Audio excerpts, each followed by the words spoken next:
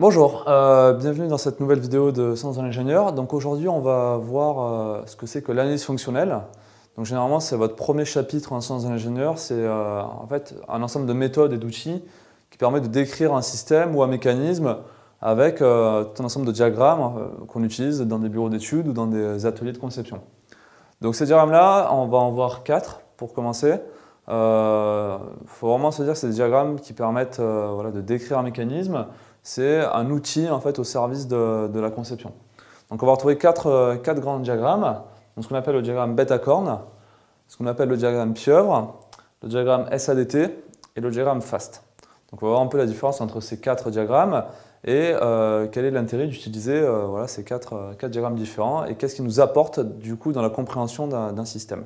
Alors avant de passer, de voir en détail les différents diagrammes que j'ai exprimés précédemment, on va définir ce que c'est que le besoin. Donc le besoin, c'est une notion importante en sciences de l'ingénieur, car la plupart des mécanismes ou des systèmes qu'on va étudier répondent en fait à un besoin.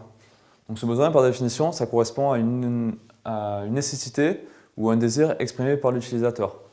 Donc par exemple, j'ai besoin d'un nouveau téléphone, je vais donc exprimer un besoin. Donc comme je l'ai dit, ce besoin peut être exprimé ou implicite. Par exemple, un besoin implicite, pour me rendre à mon travail tous les jours, j'ai besoin de me déplacer, j'ai besoin de prendre les transports en commun ou de prendre ma voiture. Même si je n'exprime pas le besoin, c'est un besoin qui est implicite, qui va dépendre d'autre chose. Pour répondre à ce besoin, on définit ce qu'on appelle le produit. Donc le produit, c'est quelque chose qui va répondre à un besoin. On va trouver 3 types de produits.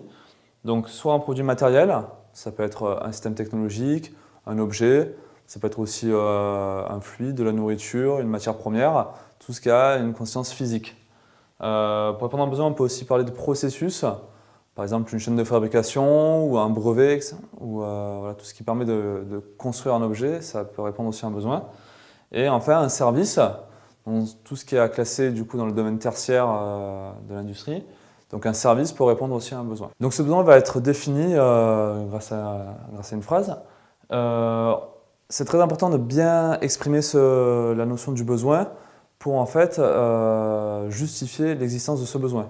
En effet, si on conçoit ou qu'on produit un système ou un produit qui n'a pas de but, qui n'a pas de raison d'être, déjà on perd de l'argent, on perd de l'investissement et ça n'a pas vraiment grand intérêt. Donc pour justifier l'existence de ce besoin, il faut répondre à 3 questions essentielles. Donc première question, à qui le produit rend-il service ? C'est-à-dire pour qui il est fait, quelle est la personne physique, ou voilà, la société ou l'objet à qui le besoin va rendre service. Deuxième question importante, sur qui ou sur quoi le besoin agit-il, le produit agit-il. C'est-à-dire l'élément extérieur sur lequel le produit va agir. Et enfin, la question essentielle, c'est dans quel but. Donc quelle est la raison d'être de mon système ou de mon produit. Ces 3 questions, une fois qu'on se les est posées, on va y répondre et on va les organiser dans ce qu'on appelle un diagramme bêta-corne.